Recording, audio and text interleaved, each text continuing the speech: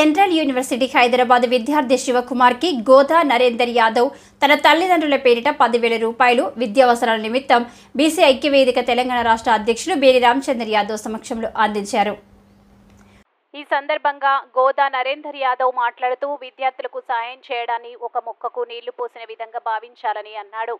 ఆ మొక్క ఎదిగి చెట్టుగా మారి కొంతమందికి ఫల రూపంలో, నీడ రూపంలో ఇంకా ఎన్నో విధాలుగా సహాయపడితే అంతకంటే గొప్ప ఇంకేముంటుంది ఈ సమాజంలో అని అన్నారు.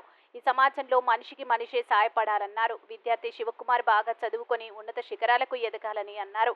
ఈ సందర్భంగా బేరి రామచంద్ర యాదవ్ మాట్లాడుతూ విద్యార్థులకు విద్యా దానం చేయడం గొప్ప గుణమని అన్నారు. ఈ గొప్ప గుణం ఉన్న గోదా నరేందర్ యాదవ్కి అభినందనలు తెలియజేశారు. ప్రతి ఏటా నేను నా తల్లిదండ్రుల పేరిట విద్యార్థులకు నా వంతు కృషి చేస్తూనే ఉన్నాను. నా మిత్రుడు గోదా నరేందర్ యాదవ్ కూడా ఇటువంటి సేవలు చేస్తున్నందుకు నాకు గర్వంగా ఉంది అని అన్నారు.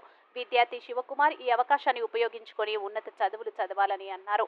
ఈ సందర్భంగా శివకుమార్ మాట్లాడుతూ మీరిచ్చిన ప్రోత్సాహంతో చక్కగా చదువుకొని మంచి ఫలితాలు సాధిస్తానని, సమాజానికి ఆదర్శంగా నిలుస్తానని అన్నారు.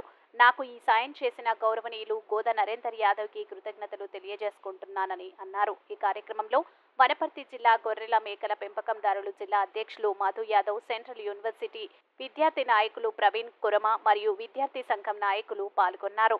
వారికి ఆర్థిక సాయం అందిస్తుంది. వారు శివ యాదవ్ మంచి చదువుకొని ఉన్నత శిఖరాలకు ఎదగాలని కోరుతున్నాం. చెప్పు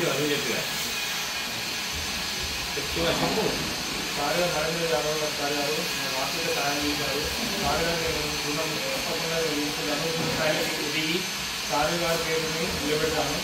సార్ గారికి నేను రుణపడి ఉంటాను. ఆర్థిక సాయం చేసినందుకు చాలా నిలబెడతాను.